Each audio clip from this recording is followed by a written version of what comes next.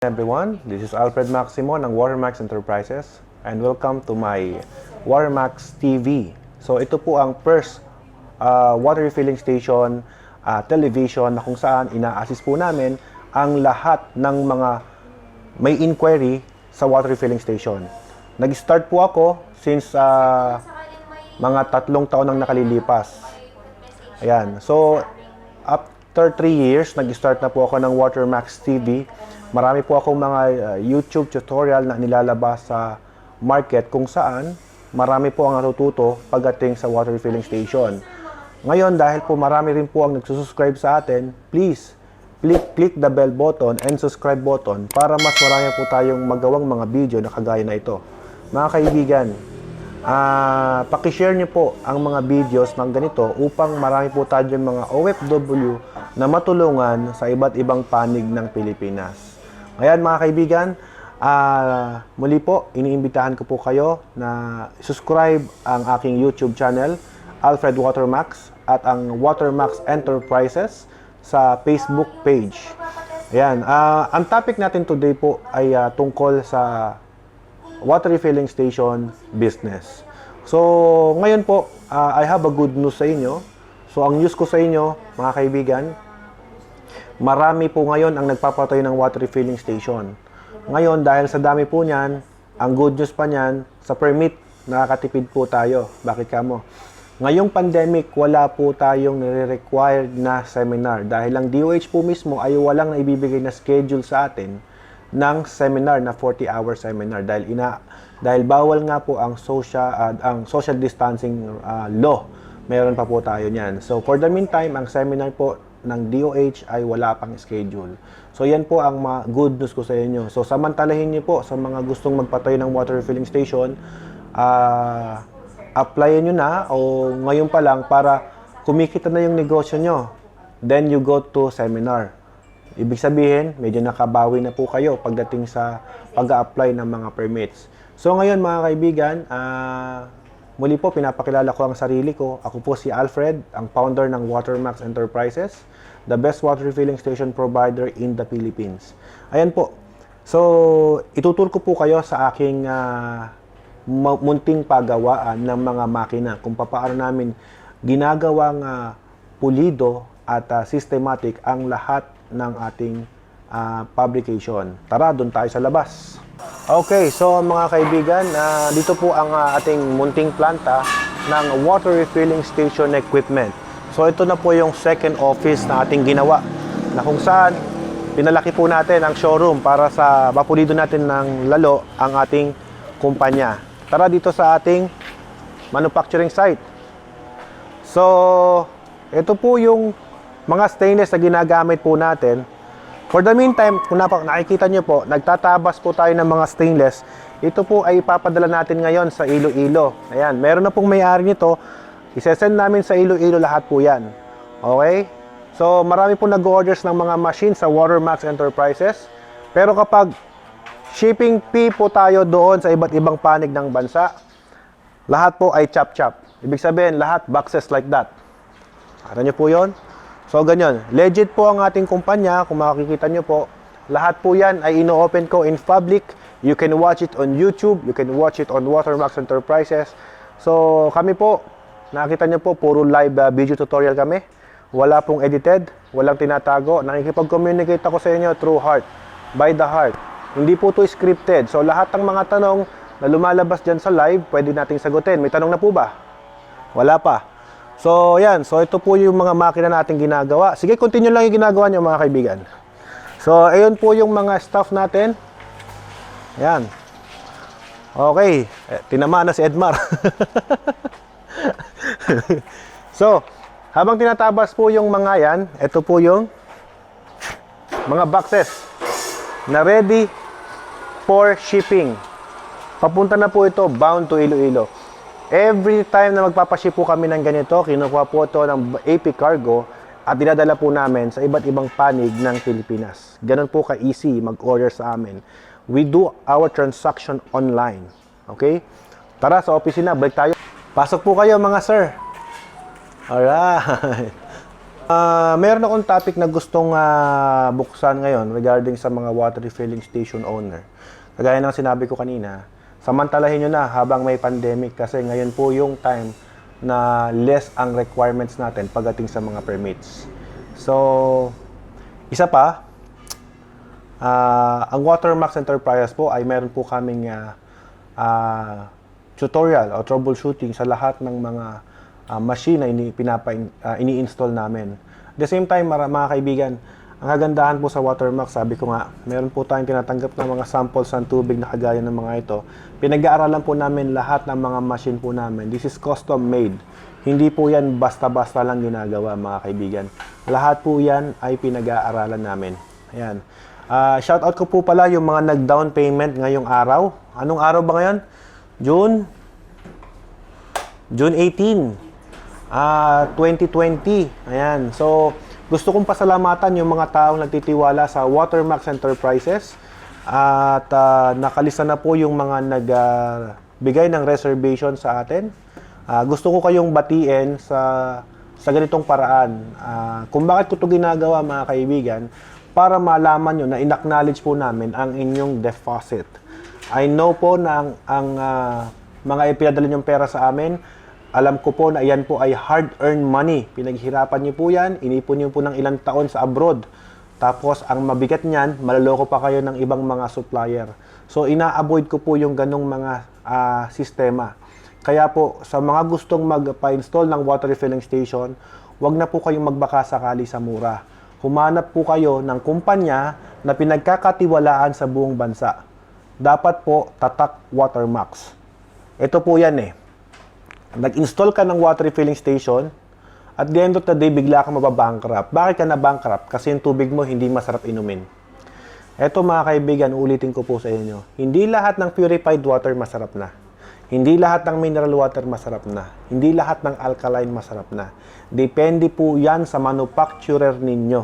Kung magaling ang manufacturer ninyo, I could say na magiging maganda po ang lasa ng tubig na mga binebenta nyo sa merkado.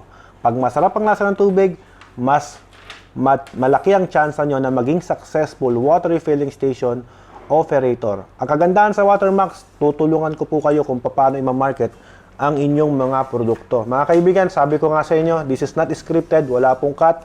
At ito na po yung mga nagbigay sa atin ng reservation. I would like to thank you, Roderick Andrade. Yan. Magkano pinadala nito? 20K na-receive namin kay Roderick Andrade. Si Catherine Lovely Marcaida. 50K from Ma'am Catherine Lovely Arcaida. Bambi Corinos. Ano? Kiros. Bambi Kiros. Kano? 20K. So, thank you very much sa inyo. Si Roderick, Catherine, and Bambi. So, ito po, tatlo po yung nag-reserve ngayong araw, June 18, 2020. Ayan. So, pinagmamalaki ko po, tatlong kliyente nagtiwala sa atin ngayong araw.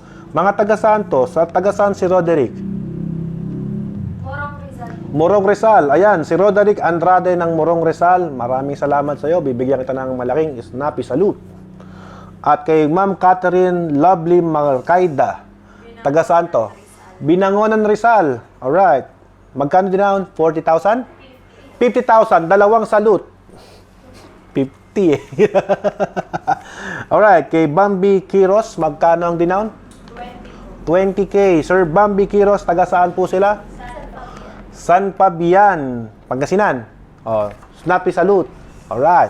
So, in-acknowledge ko po kayo para magkaroon kayo ng peace of mind na kayo po ay nasa in good hands. Hindi namin kayo pababayaan. Ang mga orders nyo po ay aming ipinaprocess dito sa opisina ng Watermax Enterprises. Dito sa Watermax, mga kaibigan, walang iwanan. Sama-sama po tayo. Kung kami magiging successful, gusto ko kayo mga kliyente ko maging successful din po. Yan po ang number one na ipinagmamalaki ko po sa aking kumpanya. At saka kagandahan po niyan mga kaibigan, dahil po sa dami rin pong na-install ng Watermax, kung napapansin nyo, wala po tayo masyadong mga feedback na hindi maganda. Lahat po ng feedback maganda. Priority po namin kasi ang after-sale service. very reliable ang service ng Watermax Enterprises. Lalong-lalo na andito ang aking pinakamagaling na technician, si Emerson Manyo Corpus. Alright, kaway ka pare. Alright, so ito po ay isa sa pinagmamalaki ng ating Watermax Enterprises, ang ating team leader at ang pinakamagaling na alamat, Rick Reyla Blanco. Alright, technician, photographer, videographer, and everything, nandyan na po lahat. So, yes, palakpak! Alright. So, FYI, ako po bilang isang entrepreneur, isang manufacturer ng water refilling station, isa din po akong owner ng water refilling station. At katunayan, 3 po ang water station ko. Isa doon ang medyo hindi ko muna ino-operate sa Pampanga dahil sa wala akong makuwang staff na nagmamanage doon. Pero, ang active po na water refilling station ko ay located in Alcala, Pangasinan. Dito po sa San Pedro, Ili. Ayan, pwede nyo pasyalan yung may bendo machine ng Watermax dyan. At doon sa San Juan. Isa sa dapat i-consider ng mga buyer na dapat ang owner ng water refilling station provider, dapat meron kayong sariling water refilling station. Ngayon, bakit ko po sinasabi yan? Kapag ang provider ng water station ninyo o ang water refilling station na manufacturer ninyo ay may sariling water refilling station, maintindihan po niya kung ano yung mga mali at pangit sa system na ginagawa ninyo. Mga kaibigan, isa po sa magiging success, kumbaga kami po ay naging success sa ganitong negosyo, sa kadahilanan po na meron po kaming proper training sa lahat ng aming mga kliyente. Alright. So, wala ka bang mga comment dyan, Rick? Wala pa tayong shoutout dyan sa mga viewers natin? Wala. Ilan ang viewers mo? 18 viewers? Wala. Okay. So, kung wala po kayong mga tanong, I am very much willing to help you or nag-reach out po ako sa mga water refilling station na may problema ngayon. Pwede po kayong tulungan.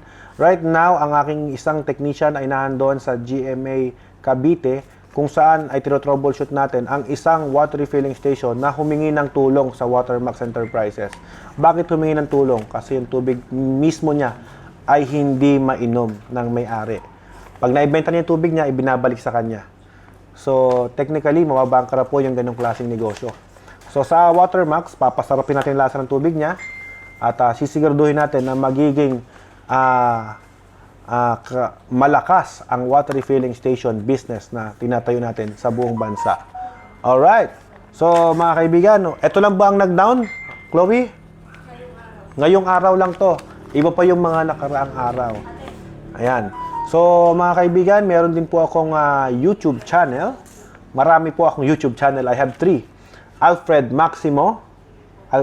Maximo, Watermax Enterprises, at saka yung Alfred Watermax. So, 3 yung YouTube channel ko. Pakikalembang po yung bell button dyan at pakisubscribe po ang aking YouTube account. Okay? So, mga kaibigan, malapit na po ang Father's Day. Opo, malapit na ang Father's Day. At ano po ba ang gusto nyong regalo sa inyong mga tatay? I think, isa sa pinaka-the best na regalo na pwede nyong ibigay sa mga tatay nyo, na, lalo na yung mga OFW, makapiling nyo sila dito sa Pilipinas. I encourage everyone na mga OFW na take a risk o take a business here in the Philippines. Kasi po, ako bilang tatay, hindi na mahalaga sa akin yung regalo ng mga motor, ng mga sasakyan, ng mga gamit, na kung ano namang tools na hinahangad-hangad ng mga tatay. Ang isa sa pinakamahalaga na bagay na hindi ko kayang bilhin ay ang oras na makapiling ang aking asawa at ang aking mga anak. Gusto ko silang lumaki na nakikita ko sila na magkakasama kami. Isa po iyan sa nagawa ng water refilling station business sa akin, sa buhay ko. Bilang isang ama ng pamilya, minsan, hindi po ako nakaranas na nahiwalay ako sa mga anak ko at sa asawa ko. Ibig sabihin po niyan, ang isang water refilling station ay sapat-sapat na po para buhayin ang isang pamilyang Pilipino sa marangal at maayos na paraan. Basta tama ang proseso, tama ang ginagawa ninyo. Yun po ang isang sikreto ng pagiging isang successful water refilling station operator. Marami pong nagsasabi, Sir, ang hirap po ng business ng water station. Napakahirap. Totoo po yan, mahirap. Lalo na kung walang mag-guide sa inyong kumpanya. Pero wag po kayong mag-alala. Nandyan po ang Watermax para i-guide po kayo sa lahat ng mga tanong at mga inquiries na pwede nyong itanong sa amin. Okay? Wala po mga tanong dyan? Wala. Walang comment. Yung na kay Rick ang may magtatanong eh. Wala. Wala ding sharer. Okay lang po yan. Okay. So, sabi ko nga, ang isa sa pinaka masarap na regalo bilang ama ay yung makasama nyo yung mga mahal nyo sa buhay. So, tulungan nyo po yung mga magulang ninyo na nasa abroad na makapagpundar din ng negosyo na marangal at maayos dito sa Pilipinas upang hindi na sila magtrabaho doon sa ibang bansa. Okay? Kaya po ng mga mamamayang Pilipino na magkaroon ng maayos at disenteng hanap buhay dito sa Pilipinas. Kailangan lang po magtulungan po tayo. For the meantime, ang Watermax po, ako po ay magsa-sign out po muna. See you on my next live video. Magkita-kita tayo sa Watermax Enterprises. Bye-bye!